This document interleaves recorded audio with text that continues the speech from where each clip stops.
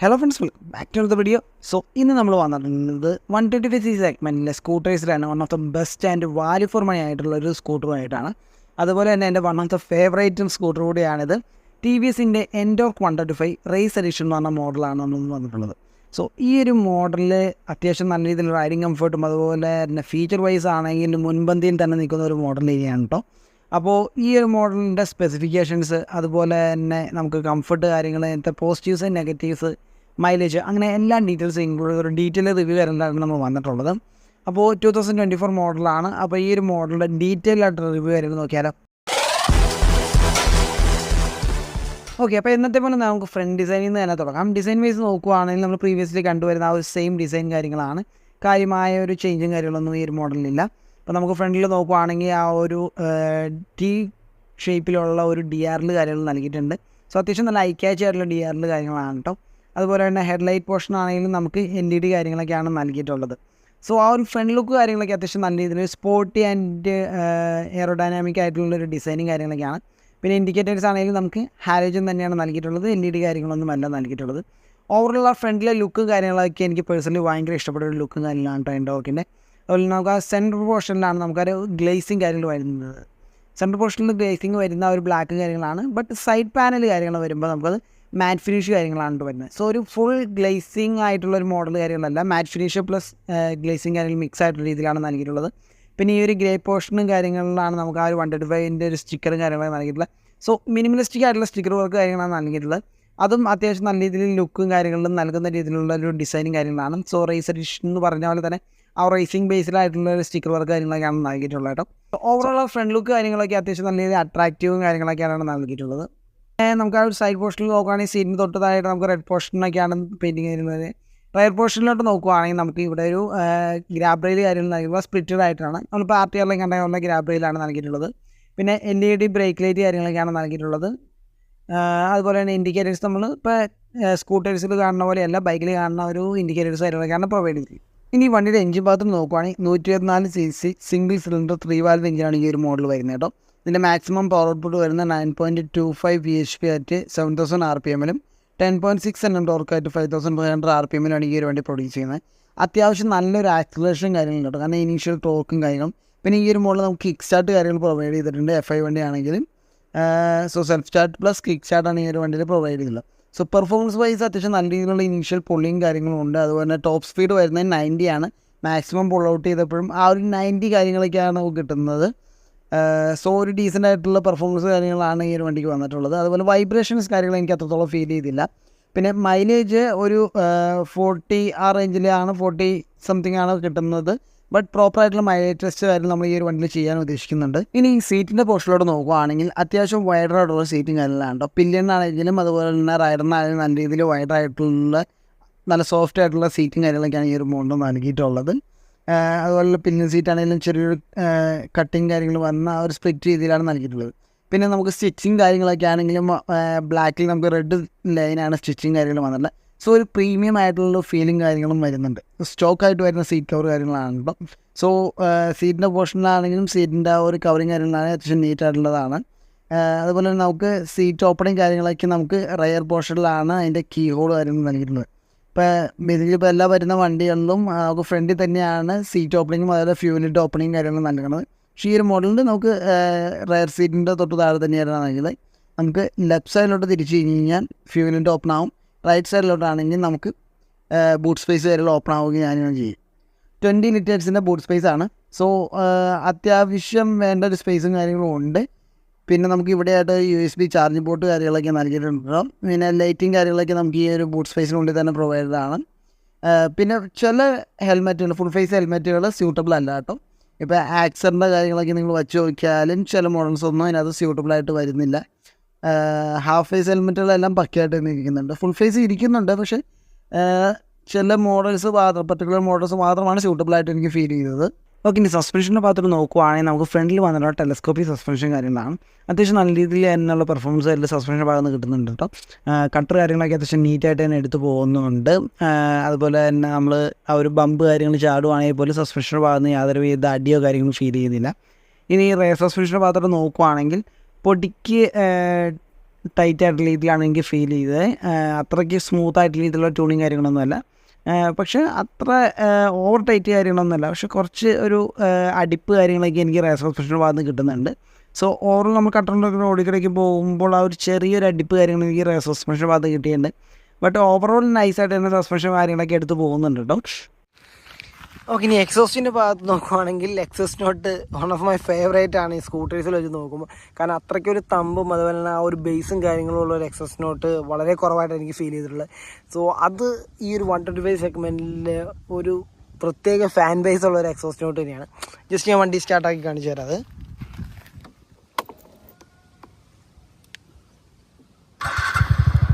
Okay,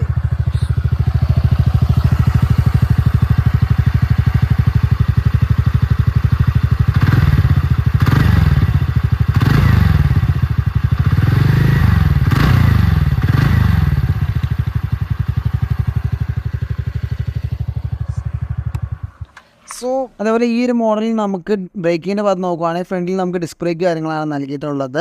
നമുക്ക് rare പോർഷനിൽ വരുമ്പോൾ ഡ്രം ബ്രേക്ക് കാര്യങ്ങളാണ് പ്രൊവൈഡ് ചെയ്തിട്ടുള്ളത്. അത്യാവശ്യം നീറ്റായിട്ടുമുള്ള ബ്രേക്കിംഗ് കാര്യങ്ങളാണ് ഫ്രണ്ട് വരുന്നത്. നല്ല അഗ്രസീവ് ആയിട്ടുള്ള ബ്രേക്കിംഗ് കാര്യങ്ങൾ ഫ്രണ്ട് പോർഷനിൽ നിന്ന് കിട്ടുന്നുണ്ട്. ഡിസ്ക് ആയതുകൊണ്ട് തന്നെ പെറ്റൽ ഡിസ്ക്കാണ് യൂസ് ചെയ്തിട്ടുള്ളത്. നമ്മളിപ്പോൾ RTRലൊക്കെ കണ്ടുവരുന്ന ആ ഒരു സെയിം മെറ്റീരിയലാണ് പെറ്റൽ ഡിസ്ക് കാര്യങ്ങൾ. സോ ഹീറ്റ് കുറച്ചുകൂടി റെസിസ്റ്റൻസ് ചെയ്യാൻ പറ്റുന്നതാണ് പെറ്റൽ ഡിസ്കിന് അവർ പറയുന്ന ഒരു അഡ്വാൻറ്റേജ് കാര്യങ്ങൾ. ഓക്കെ, അതുപോലെ റയർ പോർഷനിലാണെങ്കിൽ നമുക്ക് ഡ്രം ബ്രേക്ക് കാര്യങ്ങളാണ് നൽകിയിട്ടുള്ളത്. സോ മോശമൊന്നുമല്ല, അത്യാവശ്യം നല്ല രീതിയിലുള്ള റയർ ബ്രേക്കും കാര്യങ്ങളൊക്കെ നമുക്ക് കിട്ടുന്നുണ്ട്. സോ ബ്രേക്കിങ്ങിൻ്റെ ഭാഗത്ത് ഞാൻ സാറ്റിസ്ഫൈഡ് ആണ്. ഇനി ടയറിൻ്റെ പോർഷനിലോട്ട് നോക്കുവാണെങ്കിൽ നമുക്ക് ഫ്രണ്ട് ടയർ വരുന്നത് 180 ആണ്. 12 ഇഞ്ച് ടയർ സൈസ് കാര്യങ്ങളാണ് നമുക്ക് നൽകിയിട്ടുള്ളത്. സോ അത്യാവശ്യം നല്ല ടയർ സൈസ് കാര്യങ്ങളുണ്ട്. അതുപോലെ തന്നെ TVSൻ്റെ ടയേഴ്സാണ് നൽകിയിട്ടുള്ളത്. നല്ലൊരു ഗ്രിപ്പിങ് കാര്യങ്ങൾ കിട്ടുന്നുണ്ട്. ഇപ്പോൾ വെറ്റ് ഗ്രിപ്പ് ആണെങ്കിലും അതുപോലെ തന്നെ ബ്രേക്കിങ്ങിലാണെങ്കിലും നല്ല രീതിയിൽ കംഫർട്ട് കാര്യങ്ങളൊക്കെ ഈ ടയറിൻ്റെ പോർഷനിൽ നിന്ന് കിട്ടുന്നുണ്ട്. അത്യാവശ്യം കോർണറിങ് കാര്യങ്ങൾ ചെയ്ത് നോക്കിയിട്ടുണ്ട് ഇപ്പോൾ ഈ ഒരു മോഡലും കാര്യങ്ങളും. സോ അത്യാവശ്യം നല്ല രീതിയിലുള്ള കോർണറിങ് സ്റ്റെബിലിറ്റി ആയാലും എനിക്ക് ഫീൽ ചെയ്തു. ഇനി റയർ പോർഷനിലോട്ട് വരുവാണെങ്കിൽ നമുക്ക് 110 ആണ് നമുക്ക് റയർ പോർഷനിലെ ടയർ സൈസ് കാര്യങ്ങൾ വരുന്നത്. 12 ഇഞ്ച് തന്നെയാണ് വന്നിട്ടുള്ളത്. സോ ഈ ഒരു മോഡലിൽ നമുക്ക് ഫ്രണ്ടും അതുപോലെ റയർ ടയറും നൽകിയിട്ടുള്ള 12 ഇഞ്ച് തന്നെയാണ്. ഇപ്പോൾ ബേസിക്കലി നമ്മളിപ്പോൾ ഈ ഡിയോ പോലുള്ള മോഡൽസിലൊക്കെ നമ്മൾ നോക്കുമ്പോൾ പറയാം, നമുക്ക് ഫ്രണ്ട് ടയർ നമുക്ക് 12 ഇഞ്ച് ആണ്, അല്ല റയർ ടയർ വരുമ്പോൾ നമുക്ക് 10 ഇഞ്ച് വരെയാണ് നൽകുന്നത്. സോ ആ ഒരു ഡിഫറൻസ് കാര്യങ്ങളുണ്ട്. ബട്ട് ഇതിൽ നമുക്ക് രണ്ടും 12 ഇഞ്ച് തന്നെയാണ്. അതുകൊണ്ട് തന്നെ കുറച്ചുകൂടി റൈഡിങ് കംഫർട്ട് കാര്യങ്ങൾ എനിക്ക് ഈ ഒരു മോഡൽ ഫീൽ ചെയ്തു. ആ ഒരു സീറ്റിംഗ് പൊസിഷൻ ആണെങ്കിലും കുറച്ചുകൂടി കംഫർട്ടബിൾ ആയിട്ട് എനിക്ക് ഫീൽ ചെയ്തു. നോർമലി സ്കൂട്ടേഴ്സിൽ ഇരിക്കുന്ന ആ ഒരു റൈഡിങ്ങിനേക്കാളും കുറച്ചുകൂടി കംഫർട്ട് കാര്യങ്ങൾ നിങ്ങൾക്ക് ഈ ഒരു മോഡൽ തീർച്ചയായിട്ടും ഫീൽ ചെയ്യുന്നതായിരിക്കും. ഡെഫിനറ്റ്ലി നിങ്ങൾ കട്ടുള്ള റോഡുകൾ പോയി നോക്കുമ്പോഴേക്കും നിങ്ങൾക്ക് ആ ഒരു ഡിഫറൻസ് നല്ലപോലെ ഫീൽ ചെയ്യുന്നതായിരിക്കും. ഓക്കെ, ഇനി ഞാൻ ബാക്കി വണ്ടിയിൽ ഇരുന്നിട്ടൊന്ന് സംസാരിക്കാം. ഓക്കെ, അപ്പോൾ ഫസ്റ്റ് തന്നെ നമുക്ക് സീറ്റ് ഹൈറ്റ് കാര്യങ്ങൾ നോക്കാം. ഇപ്പോൾ എൻ്റെ ഒരു ഹൈറ്റ് വെച്ച് എനിക്ക് 2 കാലും ഹാഫ് പ്ലാന്റഡ് ഫുട്ടാണ് കേട്ടോ കിട്ടുന്നത്. ഇപ്പോൾ നമ്മൾ നോർമലി ഇരിക്കുന്ന ഒരു പോസ്റ്റിൽ ഇരിക്കുകയാണെങ്കിൽ നമുക്ക് ഹാഫ് പ്ലാന്റഡ് ഫുട്ടാണ് എൻ്റെ ഒരു ഹൈറ്റ് വെച്ചെങ്കിൽ 162 സെൻറ്റിമീറ്ററാണ് എൻ്റെ ഹൈറ്റ്. ഇപ്പോൾ കുറച്ചുകൂടി മുന്നോട്ട് ഇരിക്കുകയാണെങ്കിൽ എനിക്ക് ഫുൾ പ്ലാന്റഡ് ഫുട്ട് കിട്ടും. നമ്മൾ ആ അറ്റത്ത് തുഞ്ചത്ത് വന്നിരിക്കുകയാണെന്നുണ്ടെങ്കിൽ. പക്ഷേ നോർമലായിട്ട് നമുക്ക് കുറച്ച് കയറി ആ ഒരു സിറ്റിങ്ങിൽ ഇരിക്കുമ്പോൾ നമുക്ക് ആ ഒരു ഹാഫ് പ്ലാന്റഡ് ഫുട്ടാണ് എനിക്ക് കിട്ടുന്നത്. സോ ഒരു 162 സെൻറ്റിമീറ്ററൊക്കെയാണ് നിങ്ങളുടെ ഹൈറ്റ് എന്നുണ്ടെങ്കിൽ തീർച്ചയായിട്ടും നിങ്ങൾക്കും ആ ഈ സെയിം രീതി തന്നെയാണ്. അപ്പോൾ 111 കിലോഗ്രാമാണ് വണ്ടിയുടെ വെയിറ്റ് കാര്യങ്ങൾ വരുന്നത്. നമുക്ക് ഈസിയായിട്ട് ഹാൻഡിൽ ചെയ്യാനാണ്. അതുപോലെ തന്നെ നമുക്ക് ഫുട്ബോൾ കാര്യങ്ങൾ കാല് വയ്ക്കുമ്പോഴും അത്യാവശ്യം റിലാക്സ്ഡ് ആയിട്ട് തന്നെയാണ് ഇരിക്കുന്നത്. നമുക്ക് നല്ല ഗ്യാപ്പും കാര്യങ്ങളും ഉണ്ട്. നമുക്ക് എവിടെയും തട്ടുക കാര്യങ്ങളൊന്നും ചെയ്യുന്നില്ല. ഇപ്പോൾ ടോപ്പ് പോർഷനിലാണെങ്കിൽ ഇപ്പോൾ ഹാൻഡിൽ പോർഷനിലാണെങ്കിലും നമുക്ക് തട്ട് കാര്യങ്ങളൊന്നുമില്ല, അങ്ങനത്തെ ഇഷ്യൂസ് കാര്യങ്ങളൊന്നും വരുന്നില്ല കേട്ടോ. പിന്നെ മിറേഴ്സിൻ്റെ ഭാഗത്ത് നോക്കുകയാണെങ്കിൽ നമ്മൾ RTRലേക്ക് ഉണ്ടായത് സെയിം മിറേഴ്സ് തന്നെയാണ് വരുന്നത്. സോ ആ ഒരു ലെഗിൻ്റെ ലെങ്ത്ത് കാര്യങ്ങൾ കുറഞ്ഞെന്നുള്ളൂ. പക്ഷേ ആ വൈഡർ ആയിട്ടുള്ള രീതി തന്നെയുള്ള മീറ്റേഴ്സ് കാര്യങ്ങൾ വരുന്നത്. സോ വിസിബിലിറ്റി കാര്യങ്ങളൊക്കെ കുറച്ചുകൂടി ബെറ്ററാണ്. ഇപ്പോൾ RTRലൊക്കെയും ആ ഒരു വൈഡ് ആണെങ്കിൽ പോലും നല്ല രീതിയിലുള്ള വിസിബിലിറ്റി കാര്യങ്ങൾ കിട്ടുന്നുണ്ട്. സോ ലുക്ക് വൈസ് ആണെങ്കിലും എഫക്റ്റീവ് ആയിട്ടുള്ളൊരു മിറേഴ്സ് കാര്യങ്ങളൊക്കെയാണ് ഇതിനകത്ത് നൽകിയിട്ടുള്ളത്. അതുപോലെ തന്നെ മീറ്റർ ഭാഗത്തോട്ട് നോക്കുവാണെങ്കിൽ നമുക്ക് ഈ ഒരു മോഡൽ ഒരു ഫുള്ളി ഡിജിറ്റൽ മീറ്റർ കൺസോൾ കാര്യങ്ങളൊക്കെയാണ് കേട്ടോ പ്രൊവൈഡ് ചെയ്തിട്ടുള്ളത്. സോ നമുക്കൊരു വെൽക്കം നോട്ടിഫിക്കേഷൻ കാര്യങ്ങളൊക്കെ നൽകുന്നുണ്ട്. പിന്നെ ഫ്യൂൽ ഇൻഡിക്കേഷൻ കാര്യങ്ങളൊക്കെ നമുക്ക് റൈറ്റിലായിട്ടാണ് നൽകിയത്. ലെഫ്റ്റിൽ നമുക്ക് എൻജിൻ ഹീറ്റ് ലെവൽ കാര്യങ്ങൾ കാണിക്കുന്നുണ്ട്. സോ സെൻട്രൽ പോസ്റ്റിലാണ് നമുക്ക് വെൽക്കം നോട്ടിഫിക്കേഷൻ കാര്യങ്ങൾ കാണിക്കുന്നത്. പിന്നെ ഓഡോമീറ്റർ, ട്രിപ്പ് ടു കാര്യങ്ങളൊക്കെ നമുക്ക് ലെഫ്റ്റ് സൈഡ് കാര്യങ്ങൾ കാണിക്കുന്നത്. റൈറ്റ് സൈഡിലായിട്ട് നമുക്ക് ടൈം കാര്യങ്ങൾ കാണിക്കുന്നുണ്ട്. So fuel indication, low warning കാര്യങ്ങളൊക്കെ നമുക്ക് ഈ ഒരു സൈഡ് പോസ്റ്റിലായിട്ട് കാണിക്കുന്നുണ്ട് കേട്ടോ.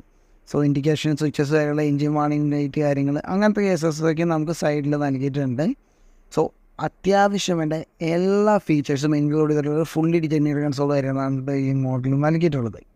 സോ നമുക്ക് ഒറ്റ ഇതിൽ നമുക്ക് ഓണാക്കുമ്പോൾ തന്നെ കാണിക്കുന്നുണ്ട്. സൈഡ് സ്റ്റാൻഡ് ഇൻഡിക്കേഷൻ കാര്യങ്ങളൊക്കെ നമുക്ക് നൽകിയിട്ടുണ്ട്. സോ സൈഡ് സ്റ്റാൻഡ് ഇൻഡിക്കേഷൻ വന്നിട്ടുണ്ട്. So side stand engine cut off കാര്യങ്ങളും ഉണ്ട് കേട്ടോ. നമുക്ക് ഇൻഡിക്കേഷൻ മാത്രമല്ല കട്ട് ഓഫ് കാര്യങ്ങളും ഉണ്ട്. ലാപ്പ് കാര്യങ്ങൾ, അതുപോലെ തന്നെ സ്ട്രീറ്റ് മോഡ്, അങ്ങനെ മോഡ്സ് കാര്യങ്ങൾ നമുക്ക് ഇതിനകത്ത് വരുന്നുണ്ട്. സോ ബെസ്റ്റ് ലാപ്പ്, അങ്ങനെ കുറേയേറെ ഫീച്ചേഴ്സ് കാര്യങ്ങളുണ്ട്. നമുക്ക് incoming call alert, message alert, അങ്ങനത്തെ ഫീച്ചേഴ്സ് കാര്യങ്ങളൊക്കെ നമുക്ക് വരുന്നുണ്ട്. ബ്ലൂടൂത്ത് കണക്ടിവിറ്റി കാര്യങ്ങളൊക്കെ ഉള്ളൊരു മീറ്റർ കൺസോൾ തന്നെയാണിത്. സോ ലോട്ട്സ് ഓഫ് ഫീച്ചേഴ്സ് കാര്യങ്ങളിൽ ഇൻക്ലൂഡ് ചെയ്തിട്ടുള്ള ഒരു മീറ്റർ കൺസോൾ കാര്യങ്ങളാണിത്. സോ നിങ്ങൾക്ക് എനിക്ക് തോന്നുന്നു നമുക്ക് ഇതിലും കൂടുതൽ ഫീച്ചേഴ്സ് കാര്യമുള്ള ഒരു മീറ്റർ കൺസോൾ വേണമെന്ന് വെച്ചാൽ എനിക്ക് തോന്നുന്നില്ല. സോ അത്രയേറെ ഫീച്ചേഴ്സ് കാര്യങ്ങളുണ്ട്. അതും ഈസി ആയിട്ട് നമുക്ക് റീഡബിൾ ആയിട്ട് രീതിയിലാണ് നൽകിയിട്ടുള്ളത്. നാവിഗേഷൻ, ഇൻഡിക്കേഷൻ കാര്യങ്ങളൊക്കെയും ഈ ഒരു മീറ്റർ കൺസോളിൽ വരുന്നുണ്ട്. സോ ഇത്രയൊക്കെയാണ് മീറ്റർ കൺസോളിൻ്റെ ഭാഗത്ത് വന്നിട്ടുള്ളത്. ഈ സ്വിച്ചത്തിൻ്റെ ഭാഗത്തോട്ട് നോക്കുവാണെങ്കിൽ നമുക്ക് നോർമലി കണ്ടുവരുന്ന ഒരു ബേസിക് സ്വിച്ചസ് കാര്യങ്ങളൊക്കെയാണ് ഈ ഒരു മോഡലിൽ വരുന്നത്. റൈറ്റ് സൈഡിൽ നമുക്കൊരു എൻജിൻ സ്വിച്ച് കാര്യങ്ങൾ നൽകിയിട്ടുണ്ട്. തൊട്ട് താഴെയായിട്ട് നമുക്ക് ഹസാർഡ് സ്വിച്ച് കാര്യങ്ങൾ നൽകിയിട്ടുണ്ട്. ഇഗ്നിഷൻ ലെഫ്റ്റിലോട്ട് വരികയാണെങ്കിൽ നമുക്ക് ബിന്നും ബ്രൈറ്റ്, പാസ് കാര്യങ്ങൾ നൽകിയിട്ടുണ്ട്. പിന്നെ ഇൻഡിക്കേറ്റർ, ഹോൺ, അങ്ങനെ ബേസിക് സ്വിച്ചസ് കാര്യങ്ങളൊക്കെയാണ് നമുക്ക് നൽകിയിട്ടുള്ളത്. മീറ്റർ കൺട്രോളും കാര്യങ്ങളൊക്കെ നമുക്ക് ആ ഒരു 2 സ്വിച്ചസ് കാര്യങ്ങളായിട്ട് തൊട്ട് താഴെയായിട്ട് നൽകിയിട്ടുണ്ട്. സോ ഇത്രയൊക്കെയാണ് സ്വിച്ചസിൻ്റെ ഭാഗത്തായിട്ട് വന്നിട്ടുള്ളത്. ഓക്കെ, വണ്ടിയുടെ ഭാഗത്തോട്ട് നോക്കുകയാണെങ്കിൽ നമുക്ക് റേറ്റ് കാര്യങ്ങൾ വരുന്നത് ഏകദേശം 1,22,000 അടുത്താണ് നമുക്ക് ഇതിൻ്റെ ഒരു ഓൺ റോഡ് പ്രൈസ് കാര്യങ്ങൾ വന്നുകൊണ്ടിരിക്കുന്നത്. സോ ഇതിൻ്റെ വേറെ വേരിയൻസ് കാര്യങ്ങൾ വരുമ്പോൾ പ്രൈസിൽ കാര്യങ്ങൾ ഡിഫറൻസ് കാര്യങ്ങൾ വരുന്നുണ്ട്. സോ ഈ ഒരു പ്രൈസ് റേഞ്ചിൽ വർത്താണോ എന്ന് ചോദിച്ചു കഴിഞ്ഞാൽ ഡെഫിനറ്റ്ലി എനിക്ക് വർത്തായിട്ട് തന്നെയാണ് ഫീൽ ചെയ്യുന്നത്. അപ്പോൾ പ്രൈസ് അഡിക്റ്റഡിക്കായിട്ട് നല്ല രീതിയിൽ ഇൻക്രീസ് കാര്യങ്ങൾ വന്നുകൊണ്ടിരിക്കുന്നതാണ് വണ്ടികൾക്ക്. സോ ആ ഒരു ഡിഫറൻസാണ് എനിക്ക് മെയിനായിട്ട് ഇതിനകത്ത് തോന്നിയിട്ടുള്ളത്. ഫസ്റ്റ് തന്നെ എനിക്ക് തോന്നിയിട്ടുള്ള പോസിറ്റീവ് എന്ന് വെച്ച് കഴിഞ്ഞാൽ അതിൻ്റെ റൈഡിങ് കംഫർട്ട് കാര്യങ്ങളാണ്. റൈഡിങ് കംഫർട്ട് കാര്യങ്ങൾ അത്യാവശ്യം നല്ല രീതിയിൽ ഈ ഒരു വണ്ടിയിൽ കിട്ടുന്നുണ്ട്. ഇപ്പോൾ നോർമൽ സ്കൂട്ടേഴ്സ് വെച്ച് നോക്കുകയാണെങ്കിൽ നമുക്ക് ഇപ്പോൾ കട്ടുള്ള റോഡിലാണെങ്കിൽ അല്ലെങ്കിൽ പോലും നമുക്ക് ആ ഒരു കുറച്ചൊരു അപ്രൈറ്റ് ആയിട്ടുള്ള റൈഡ് പോർഷൻ കാര്യങ്ങളാണ്. സോ നല്ല രീതിയിൽ കംഫർട്ട് കാര്യങ്ങൾ എനിക്ക് ഫീൽ ചെയ്യുന്നുണ്ട് കട്ടർ കാര്യങ്ങളോ റോഡിൽ കൂടെ ഓടിക്കുമ്പോഴാണെങ്കിലും. സോ നമുക്ക് കൂടുതൽ അടി കാര്യങ്ങൾ നമ്മുടെ ബാക്കിൽ കിട്ടുന്നില്ല, നടുവിന് കാര്യങ്ങൾ കിട്ടുന്നില്ല. നല്ല രീതിയിൽ തന്നെ കട്ടർ കാര്യങ്ങളൊക്കെയും ഹാൻഡിൽ ചെയ്ത് തന്നെ പോകുന്നുണ്ട് വണ്ടി. പിന്നെ ഇച്ചിരിയോടെയും അപ്പറായിട്ട് ഉള്ളതുകൊണ്ട് തന്നെ നമുക്ക് ആ ഒരു ബാക്ക് പെയിൻ കാര്യങ്ങൾ എനിക്ക് ഈ ഒരു മോഡലിൽ കിട്ടിയിട്ടുണ്ടായിരുന്നില്ല, നമുക്ക് കുറേ നേരം സ്ട്രെച്ച് ചെയ്ത് റൈഡ് ചെയ്യുമ്പോൾ ഉള്ളത്. അതുപോലെ തന്നെ ഈ ഒരു മോഡലിൻ്റെ റൈഡിങ് കംഫർട്ട് കാര്യങ്ങൾ, അതായത് നല്ല രീതിയിലുള്ള ഇനീഷ്യൽ പുള്ളിങ് കാര്യങ്ങളും ഉണ്ട്. സോ വണ്ടി സ്ട്രെയിൻ ആയിട്ട് രീതിയിൽ ഫീൽ ചെയ്യുന്നില്ല. അപ്പോൾ ഒരു 50+ കിലോമീറ്റർ നിങ്ങൾ കാര്യങ്ങൾ ഓടിക്കുകയെന്നുണ്ടെങ്കിൽ തന്നെ നമുക്കൊരു കുറച്ച് വണ്ടി സ്ട്രെയിൻ ആയ രീതിയിലുള്ള ഫീലിംഗ് കാര്യങ്ങളും കിട്ടാറുണ്ട്. അപ്പോൾ അങ്ങനത്തെ ഒരു ഇഷ്യൂസും കാര്യങ്ങളും ഈ ഒരു മോഡൽ കിട്ടില്ല. എന്ന് വെച്ചാൽ എല്ലാ മോഡൽസും കിട്ടുന്നില്ല. ചില സ്കൂട്ടേഴ്സ് ഓടിക്കുമ്പോൾ ആ ഒരു ഫീലിംഗ് കാര്യങ്ങളും ഉണ്ട്, കുറച്ചുകൂടി സ്ട്രെയിൻ ആയി അല്ലെങ്കിൽ ആ ഒരു മടുപ്പ് കാര്യങ്ങൾ ഫീൽ ചെയ്യാറുണ്ട്. പക്ഷേ ഈ ഒരു മോഡലിൽ നമുക്ക് ആ ഒരു ഫീലിംഗ് കാര്യങ്ങളൊന്നുമില്ല. അത്യാവശ്യം നല്ല രീതിയിലുള്ള റൈഡിങ് കംഫർട്ട് കാര്യങ്ങളുണ്ട്. സോ ഇച്ചിരി ലോങ് റൈഡ് ഡെയിലി കമ്പ്യൂട്ടറായിട്ട് എടുക്കുകയാണെങ്കിൽ പോലും നല്ല രീതിയിലുള്ള കംഫർട്ട് കാര്യങ്ങൾ നമുക്ക് ഒരു വണ്ടിയുടെ ഭാഗത്ത് നിന്ന് കിട്ടുന്നതാണ്. പിന്നെ മൈലേജ് കാര്യങ്ങളാണെങ്കിലും നമുക്കൊരു 40 to 45 ഇടയിൽ കാര്യങ്ങൾ മൈലേജ് കാര്യങ്ങൾ കിട്ടുന്നുണ്ട്. സോ 50+ കുറേ പേര് പറയുന്നുണ്ടെങ്കിലും ആ ഒരു മൈലേജ് കാര്യങ്ങൾ എനിക്ക് ഇതുവരെ ഒരു വണ്ടിക്ക് കിട്ടിയിട്ടില്ല. എനിവേ ഈ ഒരു മോഡലിൽ നമ്മളൊരു മൈലേജ് ടെസ്റ്റ് കാര്യങ്ങൾ തീർച്ചയായിട്ടും ചെയ്യുന്നുണ്ടായിരിക്കും ഈ വരും ദിവസങ്ങളിൽ. സോ എന്നിട്ട് പ്രോപ്പറായിട്ടുള്ളൊരു മൈലേജ് വീഡിയോയും കാര്യങ്ങളും നമ്മൾ ചാനലിൽ അപ്ലോഡ് ചെയ്യുന്നതായിരിക്കും.